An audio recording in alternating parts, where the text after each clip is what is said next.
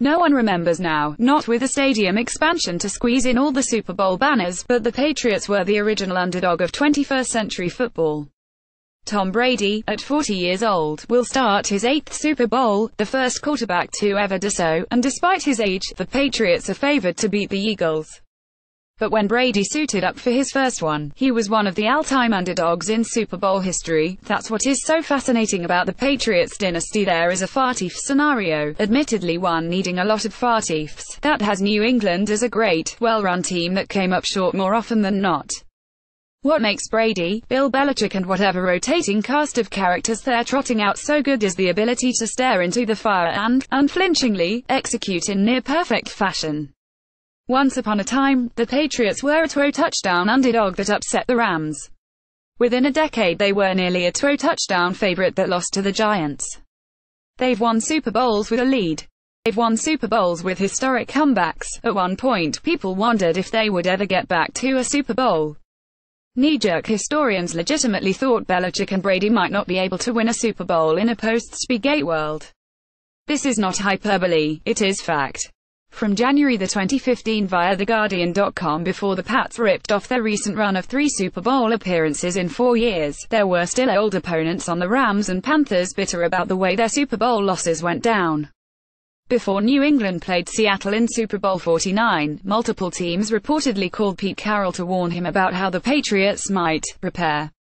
The Patriots' decade-and-a-half-long run is fueled by determination, filled with drama and ousting controversy, now, even with reports of tensions arising within the building since confirmed by owner Robert Kraft by the buy, and even with Josh McDaniels and Matt Patricia having one foot out the door, it sincerely feels like the Brady Belichick Pats might have 3 or 4 more titles left in the tank. If someone showed up from the future and told you Brady retired with 8 Super Bowl rings, you couldn't outright dismiss them as a crazy person. What stands out more than anything is just how dramatic these Super Bowls have been, even though the Patriots are a dominant force in the NFL.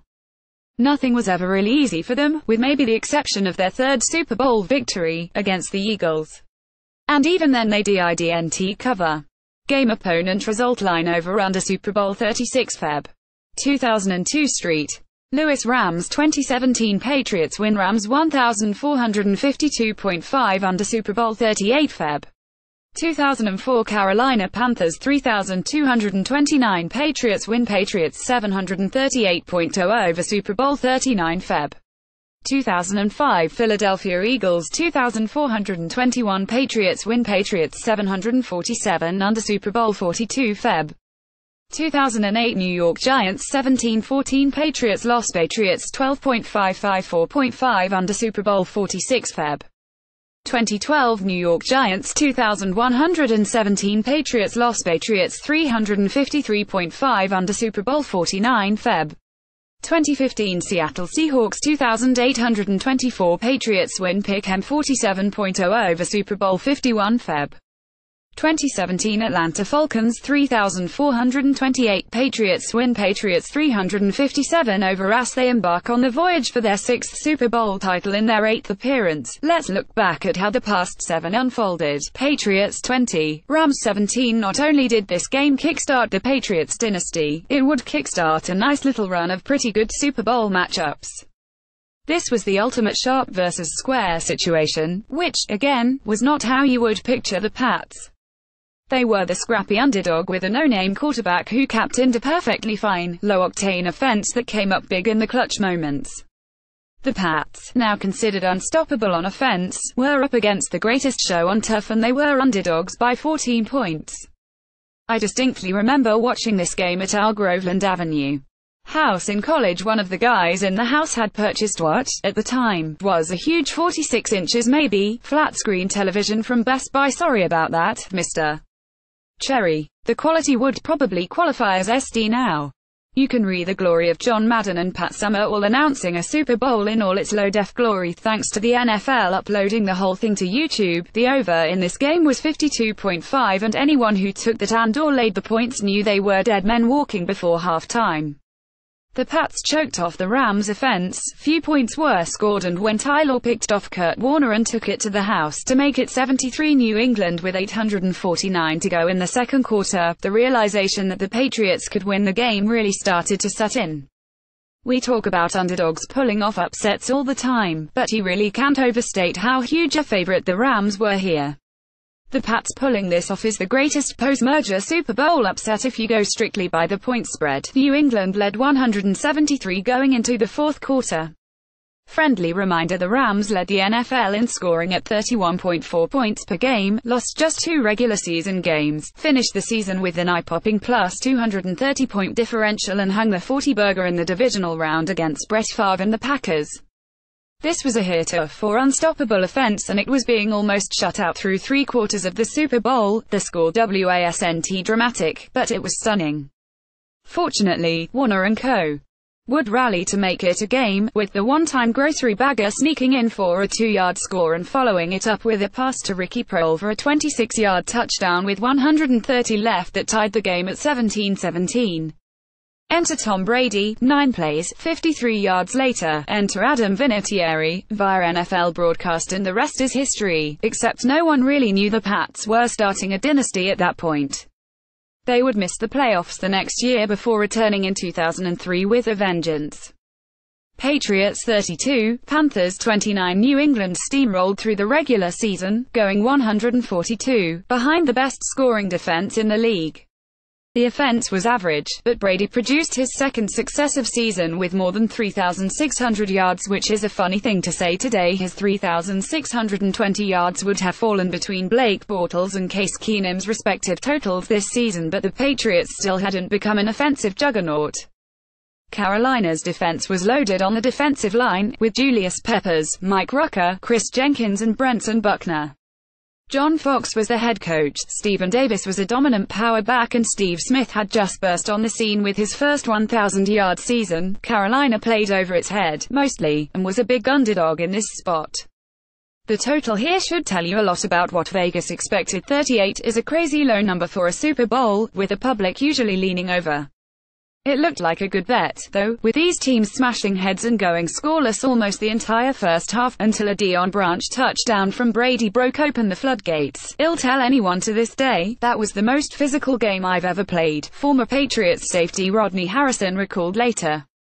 The Panthers would score before the 2-minute warning, but what would be a precursor to later, they left a minute on the clock, and it was too much time for Brady, who would find David Givens with 18 seconds left. Somehow, the Panthers squeezed a 50-yard field goal from John Kasay, and after what was a slog suddenly became a shootout. The scoring dried up after the break, with neither team scoring in the third quarter, but a touchdown to kick off the fourth quarter by Brady would give the Pats an 11-point lead. Carolina scored 2 minutes later on a long Deshaun Foster run, and Fox decided to go for 2. After the Panthers took the lead on an 85-yard bomb to Muhsin Muhammad, he doubled down on the 2-point try.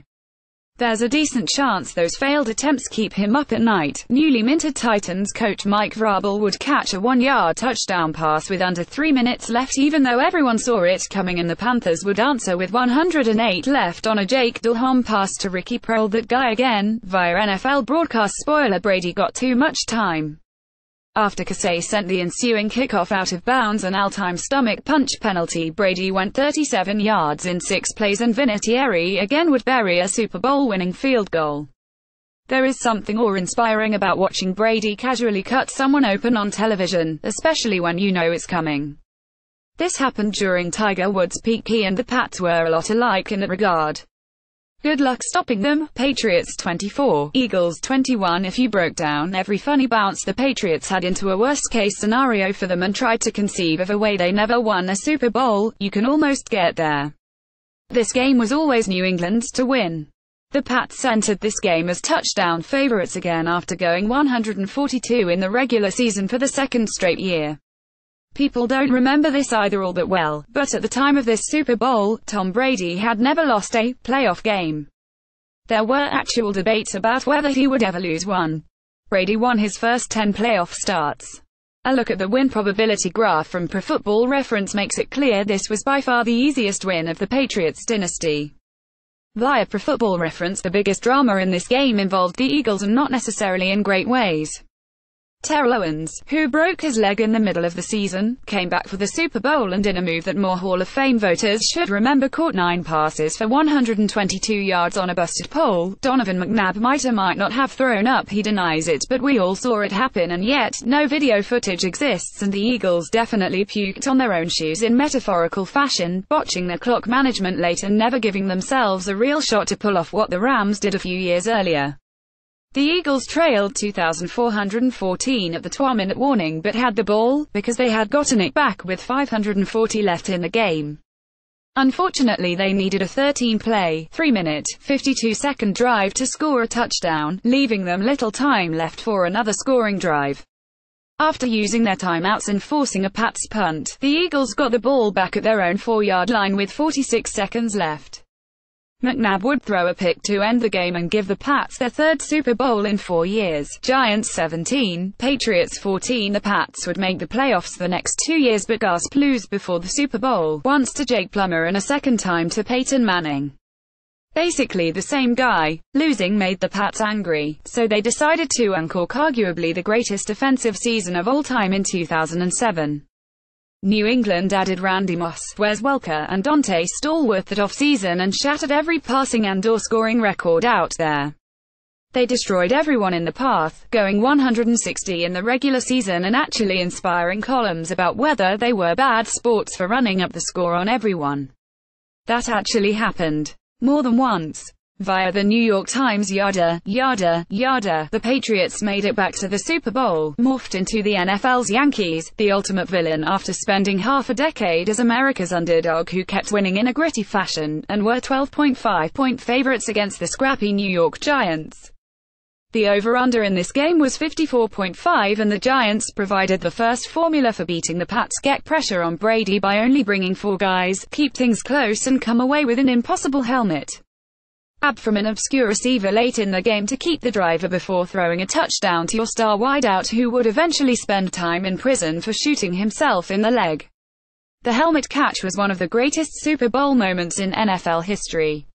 It has layers. Eli Manning escaping from pressure multiple times before putting what was basically a Hail Mary up into the air.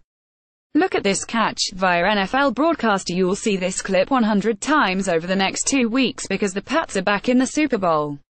But just know this: the Giants upending the Pats was one of the most dramatic and stunning games you will ever see. New England was supposed to rout the G-men and instead had the tables flipped on them, just like they flipped them on the Rams to start the dynasty. The Pats were 1 minute from perfection and instead had to spend the offseason asking how. Giants 21, Patriots 17. Actually, they had to spend longer than that, because in Week 1 the next season, Brady tore his ACL against the Chiefs. The Pats would go 142 in 2010, but lose in the divisional round of the playoffs to Rex Ryan and the New York Jets. The next season featured the unleashing of Rob Gronkowski and Aaron Hernandez, both in their second season. Coupling the two tight ends with Welker 1,569 yards made the Pats unstoppable on offense, again, but in a different way. And again, they found themselves against the Giants in the Super Bowl, this time in Indianapolis. Revenge was on their mind, but Tom Coughlin and Eli had a different idea about how things should go. The Pats were only 3 this time. Vegas learned its lesson from 2007. But the over 53.5 was still cranked up and so was the pressure on Brady. The Giants had a similar team, with tons of talent on the defensive line, and they put pressure on Brady throughout the game. The week leading up to the Super Bowl was all about Gronk, who had suffered an ankle injury in the AFC Championship game. He would play, mostly as a decoy, and the Pats' offense once again struggled. The Giants jumped out to a 90 lead first score safety. Prop bet cash is huge, but the Pats answered with 10 points in the second quarter. A third quarter Hernandez touchdown. The Pats scored with 8 seconds left in the second quarter and with 11 minutes left in the third quarter, because they always do that, gave the Pats a 179 lead and, finally, an answer to the long Super Bowl drought. The Giants tacked on 2 Lawrence Tynes field goals in the third quarter, cutting the lead to 17-15. The Pats had Eli and co. pinned late when history decided to repeat itself. Cue the Mario Manningham footage. Again, look at that catch via NFL broadcast. This set up a touchdown by Ahmad Bradshaw. The Pats let him score, but he shouldn't have scored, but it worked out okay to give the Giants the lead. This was probably the greatest throw of Eli Manning's Super Bowl career, but the Tyree catch was the better play. 3 underrated wow moments from the ending of that game. 1. Bill Belichick challenged the Manningham catch, and who can blame him? I was in the stadium near the end zone where Manning threw the ball from, and I was sure it was incomplete. But it did cost the Patriots a timeout. 2. Before the play, Brady couldn't find Wes Welker on a 2nd and 11 with 4 minutes left that would have sealed the game. Welker was wide open and got blamed for the drop by Giselle, but Brady sort of missed him if we're being fair. Via NFL broadcast. And 3. The Patriots secretly almost won the game on a Hail Mary. Talk about changing history. Gronk was on the field trying to haul in a midfield bomb from Brady, and it nearly happened. Watch the play. There were 2 Pats players who got a look at the Hail Mary. It would have been the greatest ending to a Super Bowl we had ever seen, and instead was a second time in just a few years the Giants took down New England. Coughlin's reputation for being a Belichick beater blossomed, and the questions about whether the Patriots would ever win another Super Bowl see above got fired up with a fury. Patriots 28, Seahawks 24, and here's where this gets really interesting, because the narrative could be very different right now. Imagine a world where the Seahawks beat the Patriots in Super Bowl 49. New England has its 3 titles, but after losing a 3rd consecutive Super Bowl appearance, people might really be questioning the Pats dynasty. That should have happened, except Pete Carroll and Darrell Bevell decided to let Russell Wilson throw instead of having Marshawn Lynch run. One Malcolm Butler interception later, and the Patriots were on top of the world again. Via NFL broadcast. Let's get another angle, because why are you passing, Pete? Via NFL broadcast. Just last year I ranked this the greatest Super Bowl ever played. I think that argument holds up. The Seahawks were coming off a 438 Super Bowl victory the year before against the Broncos, and were set to kick off their own dynasty with that dominant defense and Wilson at quarterback. They got their own version of the Tyree Manningham catch before that interception, thanks to Jermaine Kearse reeling in this bananas catch via NFL broadcast. No one talks about this catch at all because of how the game ended. No one mentions how the Seahawks stymied the Patriots early. The game was scoreless in the first quarter. A second quarter Brandon Laffel touchdown from Brady started the scoring, with Lynch answering 7 minutes later. I'm pretty sure Wilson didn't complete his first pass until the second quarter either. But he made an unbelievable completion late in the first half, throwing a touchdown to Chris Matthews with 2 seconds left in the half after New England got a touchdown with 30 seconds left. The Seahawks took a 2,414 lead in the third quarter. Once again the Pats were trailing late, and once again Brady had to work some magic. He did that, throwing a pair of scrappy short white guy TDs, one to playoff Danny Amendola, one to Julian Edelman in the final 8 minutes of the game. Seattle was going to answer and win the game. Everyone knew it. And then they passed the ball. A game that was a pick-em. It had all the drama you could ever ask for in a Super Bowl. Patriots 34, Falcons 28, and, yet, New England saved the most drama for last. Or most recent anyway, with their Super Bowl 51 win over the Falcons going down in almost impossible fashion. It's set up to be a snoozer of a game, with the Falcons stomping the Pats. Once again, no points were scored in the first quarter as the two teams felt each other out. Once again, the second quarter went bonkers. The Falcons got a Devonta Freeman touchdown run to take a 70 lead, followed it up with a Austin Hooper touchdown catch to push the lead to 140, and then Robert Alford had a pick six of Brady to make it 210. You couldn't feel your face in that stadium. The Patriots were being stomped in a Super Bowl. The Pats got a field goal before the half because the Pats always get a field goal before the half, but Tevin Coleman scored to make it 283. You might have seen that score before with less than 9 minutes left in the third quarter. The game was over and everyone was writing their Dan Quinn gets revenge for Seattle by building baby Seahawks in Atlanta columns. I was anyway. The Falcons had summoned an incredible performance to dominate the Patriots on both sides of the ball, and MVP Matt Ryan was about to claim the franchise's first Super Bowl.